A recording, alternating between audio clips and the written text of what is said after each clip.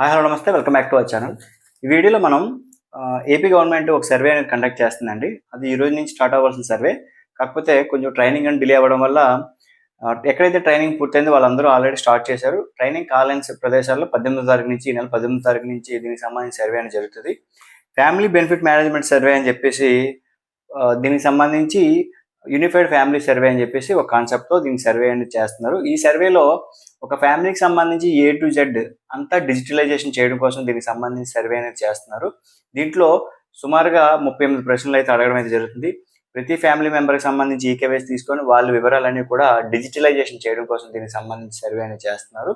ఎప్పుడైతే ఈ సర్వే అనేది పూర్తవుతుందో పూర్తయిన తర్వాత ఏప్రిల్లో వీళ్ళందరికీ కూడా ఒక ఫ్యామిలీగా ఒక యూనిట్గా కార్డ్స్ అనేవి డిస్ట్రిబ్యూట్ చేయడానికి ప్రభుత్వం అయితే సన్నాహాలు అయితే చేస్తుందండి. దీనికి సంబంధించిన సర్వే గ్రామ వార్డు సచివాలయ సిబ్బంది ద్వారా ఈ సర్వే అనేది కండక్ట్ చేయబోతున్నారు. ఆల్రెడీ సర్వే స్టార్ట్ అయింది, యాప్ కూడా రిలీజ్ చేశారు. ఎవరెవరైతే పార్టిసిపేట్ చేయాలో వాళ్ళ డీటెయిల్స్ కూడా ఇవ్వడం అయితే జరిగింది. దీంట్లో చాలా ఆప్షన్స్ అయితే అడగడం అయితే జరిగింది.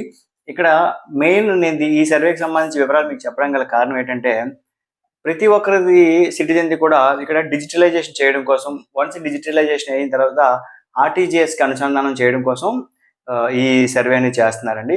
ప్రెజెంట్ హౌస్ హోల్డ్ డేటా ప్రీవియస్గా ప్రజాసాధికార సర్వే అనుకున్నాం, ఇప్పుడు హౌస్ హోల్డ్ డేటా అనుకుంటున్నాము. ఇది రెండో పిఎస్ఏ సర్వే, ప్రజాసాధికార సర్వే లేదా హౌస్ హోల్డ్ డేటా సర్వే అని చెప్పేసి మనం అనుకోవచ్చు. పిన్ టు పిన్ మనకు సంబంధించిన వివరాలన్నీ కూడా ఇందులో పొందుపరచాల్సిన అవసరం అయితే ఉంటుంది.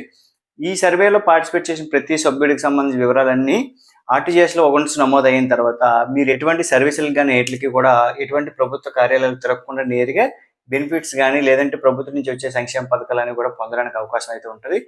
మరీ ముఖ్యంగా ఇక్కడ ఇవన్నీ కామన్గా మీరు అందరూ చెప్తూ ఉంటారు. ఇక్కడ నేను ఈ కాన్సెప్ట్ చెప్పడం గల కారణం ఏంటంటే హౌస్ హోల్డ్ డేటాలో ప్రజాసాధికార సర్వేలో ఎవరికైతే తప్పులుగా పడ్డాయో లేదంటే చనిపోయిన పేర్లు డిలీట్ కావాలేదో మీ పర్సన్స్ కాకుండా ఎవరెవరో మీ ఫ్యామిలీలో యాడ్ అయిపోయి దానివల్ల మీరు గవర్నమెంట్ నుంచి వచ్చే స్కీమ్స్ కానీ రైస్ కార్డ్ కానీ వెల్ఫేర్ స్కీమ్స్ కానీ ఏవేవైతే పొందలేకపోతున్నారో వాళ్ళందరూ కూడా కరెక్షన్ చేసుకోవడానికి మంచి అవకాశం అయితే కల్పించారండి. అట్ ద సేమ్ టైం నేను ప్రీవియస్గా చెప్పాను, రైస్ కార్డు కానీ తల్లి కొందరు కానీ అప్లై చేసుకున్నప్పుడు మీకు సంబంధించి ఎవరైతే పెళ్ళి అయిన వాళ్ళు ఎవరైతే భర్త ఉన్నారో వాళ్ళ ఫ్యామిలీలో హౌస్ హోల్డ్ డేటాలు కూడా మార్చుకోవాలి. అలా మార్చుకోకపోవడం వల్ల కూడా ఇబ్బంది అవుతుంది. అలా మార్చుకోండి, సచివాలయంకి వెళ్ళాలని చెప్పాను కదా.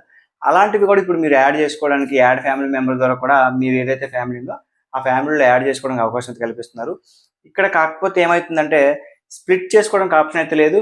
ఉన్న హౌస్ హోల్డ్లో ఏదైనా తప్పుగా రాంగ్లీ మ్యాప్డ్ కానీ అలా ఏమైనా ఉన్నా లేకపోతే డివోర్స్ కేసెస్లో కానీ లేదంటే మ్యారేజ్ గ్రౌండ్స్లో కానీ ఇదైతే వాళ్ళని వాళ్ళు తీయడానికి అయితే ఆప్షన్ అయితే వాళ్ళు ప్రొవైడ్ చేయడం అయితే జరిగింది.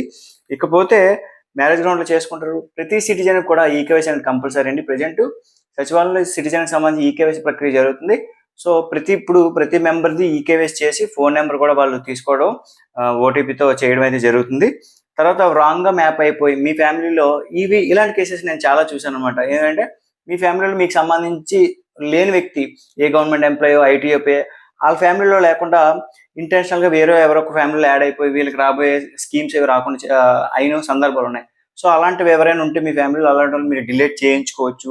మీకు సంబంధించి డెత్ పర్సన్స్ ఎవరైనా మీ ఫ్యామిలీలో ఎవరైనా ఉంటే అవి డిలీట్ చేయించుకోవచ్చు. డబుల్ ఎంట్రీస్ ఇప్పుడు చిల్డ్రన్కి చాలా మందికి 2 ఆధార్లు ఇష్యూ అయిపోతూ ఉంటాయి. ఒకటి యాక్టివ్లో ఉంటుంది, ఒకటి ఇన్యాక్టివ్లో ఉంటుంది.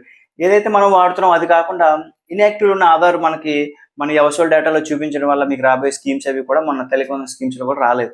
అలాంటి సందర్భంలో మీరు ఇప్పుడు ప్రెజెంట్ ప్రాపర్గా ఏదైతే ఆధార్ వాడుతున్నారో అలాంటివి ఇన్సర్ట్ చేసుకొని కాదనుకుని మీరు డిలీట్ చేసుకోవచ్చు. తర్వాత మ్యారేజ్ అయిపోయిన తర్వాత మీకు సంబంధించిన డీటెయిల్స్ అన్ని ఎవరితో మ్యారేజ్ అయిందో వాళ్ళ ఫ్యామిలీలో యాడ్ చేసుకుంటారు. కాకపోతే కొన్ని అనివార్య కారణాల వల్ల మీరు డివోర్స్ అలాంటివి తీసుకున్నప్పుడు అది సపరేట్ చేసుకోకపోవడానికి అవ్వకపోవడం, మీకు రైస్ కార్డ్ రాకపోవడం ఇలాంటి సందర్భాలు ఉన్నప్పుడు సఫర్ అవ్వడం, ఇలాంటివి మనం డిలీట్ చేయడం మన దగ్గర లేకపోవడం, తిరిగి వెళ్ళిపోవడం ఇలాంటివి జరిగినాయి. అలాంటి వాళ్ళు కూడా సంబంధించిన డాక్యుమెంట్స్ అన్ని కూడా మీరు ప్రొవైడ్ చేసుకొని మీరు అలాంటి కేసెస్ ఏమైనా ఉంటే డిలేషన్ కూడా చేసుకోవచ్చు అండి. ఎవరైతే ఫ్యామిలీ మెంబర్ డివోర్స్ అయ్యి ఉన్నారో వాళ్ళు అగైన్ మీ సొంత అమ్మ నాన్న వాళ్ళ దగ్గరికి కానీ మీకంగా ఒక యూనిట్ ఉండి మీరు యాడ్ చేసుకోవడానికి ప్రభుత్వం అయితే కల్పిస్తుంది.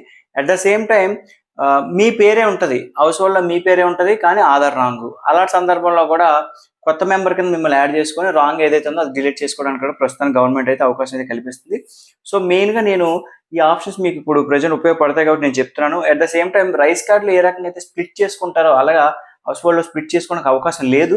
మోస్ట్లీ మరి ఈ యాప్ అనేది అప్డేట్ అవుతూ ఉంటుంది కాబట్టి ఈ రోజే ఇంకా లాంచ్ అయింది కాబట్టి మీకు మిగిలిన వివరాలు ఒకటి అప్డేట్ అవుతుంటే నేను చెప్తూ ఉంటాను. కాబట్టి మెయిన్గా నేను ఎప్పటి నుంచి చెప్పేది హౌస్ హోల్డ్ డేటా గురించే కాబట్టి ఇది మీరు ఏదైనా ఫాలోఅప్ చేసుకుంది అనుకుంటే చూడండి. ప్రతి ఎంప్లాయీకి క్లస్టర్స్ అయితే ఇవ్వడం అయితే జరిగింది. క్లస్టర్స్లో మీరు సీనియర్ సిటిజన్ అయితే సీనియర్ సిటిజన్ అని హైలైట్ రావడం, లేదంటే మిగిలిన వాళ్ళకైతే మిగిలినవి ఏదైనా డిఫరెంట్ ఏదైనా రాంగ్గా ఉన్నా, మీకు రైస్ కార్డ్ ఉంది, రైస్ కార్డులో మీకు ఒక రైస్ కార్డు ఉంది, మీ హస్బెండ్కి ఒక రైస్ కార్డు ఉంది, సేమ్ హౌస్ హోల్డ్లో ఉన్నా, లేదంటే డిఫరెంట్ హౌస్ హోల్డ్ ఉండి ఒక రైస్ కార్డులో ఉన్నా, ఇలాంటివన్నీ కూడా అడుగుతుందో అలాంటి డీటెయిల్స్ అని మీరు క్లియర్గా చూసుకోవాల్సిన అవసరం అయితే ఉంటుంది. ప్రతి సిటిజన్కి ఈకేవైసీ అనేది ఇవ్వాల్సి ఉంటుంది. ఇక్కడ ప్రతి పర్సన్కి సంబంధించి డీటెయిల్స్ అనేవి అప్లోడ్ చేయవలసిన అవసరం అయితే ఉంటుందని, ప్రతి పర్సన్కి ప్రీపాపులేటెడ్గా పేరు, డేట్ ఆఫ్ బర్త్ ఇవన్నీ వస్తాయి. వాటిలో ఏమైనా మార్పులు చేర్పులు ఉంటే చేసుకోవచ్చు, ఎడిట్ చేసుకోవచ్చు. At the same time caste అలాంటివి ఏం తప్పు పడితే అలాంటివి చేసుకోవచ్చు. మీ ఫోన్ నెంబర్ ఎడిట్ చేసుకోవచ్చు, ఒక పర్సన్కి ఒక ఫోన్ నెంబరే, లేదంటే ఆండ్రాయిడ్ ఫోన్స్ లేకపోతే అప్పుడు మీరు దీన్ని బట్టి చేసుకోవచ్చు. మీరు ఆంధ్రప్రదేశ్లో ఎన్ని రోజుల నుంచి ఉంటున్నారు, మ్యారేజ్ అయ్యిందా లేదా, ఎవరినైనా డిలీట్ చేద్దాం అనుకుంటున్నావా లేదా, మీ ఫాదర్ పేరు, మీ మదర్ పేరు, ఇలాంటి పర్టికులర్స్, మీ డోర్ నెంబర్లు అలాంటి ఏం తప్పున్న హౌస్ హోల్డ్ డేటాలో, మీకు జియో కోఆర్డినేట్స్ క్యాప్చరింగ్, అది ఇప్పుడు సర్వీసెస్ అని ఇంటి వద్దకే ఇస్తున్నారు కదా, అవి ప్రాపర్గా మీ ఇంటికి అందుతున్నాయి లేదని మానిటర్ చేయడం కోసం జీపీఎస్ కోఆర్డినేషన్స్, మీకు సోషల్ ప్రొఫైల్కి సంబంధించి మీ క్యాస్ట్ ఏంటి, మీరు రిలీజన్ ఏంటి, అవి ఎడ్యుకేషన్ స్కిల్స్, మీరు ఏం చదువుకున్నారు ఏంటి, ఇక్కడ మీ ఫ్యామిలీలో ఎర్నింగ్స్ ఎంత ఉన్నాయి, హెడ్ ఆఫ్ ది ఫ్యామిలీయే కాకుండా ఇంట్లో ఉన్న కుటుంబ సభ్యులందరూ ఎంతమంది అయితే సంపాదిస్తున్నారు అలాంటి వివరాలన్నీ కూడా ఇవ్వడం, మీరు ప్రజెంట్ ఉంటున్న ఇల్లు పరిస్థితి ఏంటి, మీరు గ్యాస్ కనెక్షన్ ఉందా, వాటర్ కనెక్షన్ ఉందా, వాటర్ ఐడి ఉందా, బ్యాంక్ అకౌంట్ ఉందా, ఇలాంటి పర్టికులర్స్ అన్ని కూడా వాళ్ళు అడుగుతున్నారండి. ఎంప్లాయ్మెంట్, లైవ్లీహుడ్, ఏం చేస్తున్నారు ఏంటి, ఏమేమి చదువుకున్నారు అలాంటి డీటెయిల్స్, అలాగే మిగిలిన డీటెయిల్స్, ఇలాంటి పర్టికులర్స్ అన్ని కూడా వాళ్ళు డిజిటలైజేషన్ అయితే చేస్తున్నారు. వన్స్ ఈ డిజిటలైజేషన్ పూర్తయిన తర్వాత మీకు అందరికి కూడా ఒక యూనిట్గా కార్డు ఇవ్వడానికి అయితే వాళ్ళు ఫ్యామిలీ మెంబర్ కార్డు అని చెప్పేసి ఇవ్వడం కోసం అయితే వాళ్ళు ఈ సర్వే అనేది కండక్ట్ చేస్తున్నారు. సో ప్రతి ఒక్కరు ఖచ్చితంగా పార్టిసిపేట్ చేసి ఇప్పటికైనా సరే ప్రాపర్గా మీరుంటున్న దగ్గర మీ హౌస్ హోల్డ్ డేటా అనేది క్రియేట్ చేసుకొని ఇలాంటి తప్పులు ఒప్పులు ఉండేవి అన్నీ కూడా క్లియర్ చేసుకునే ప్రయత్నం చేయండి. ఇది ఈ సర్వేకి సంబంధించి కంప్లీట్గా ఎవ్రీ మెంబరు కూడా ఖచ్చితంగా చేసుకోవాల్సిన అప్డేట్స్ అండి. ఖచ్చితంగా ఈ సర్వేలో పార్టిసిపేట్ చేయండి. ఈ సర్వేకి సంబంధించి మార్పులు చేర్పులు చాలా జరుగుతూ ఉంటాయి. ఏదైనా మార్పులు చేర్పులు జరిగినా, ఏదైనా ఇన్ఫర్మేషన్ వచ్చినా నేను ఇమీడియట్గా మీకు చెప్పే ప్రయత్నం అయితే చేస్తాను.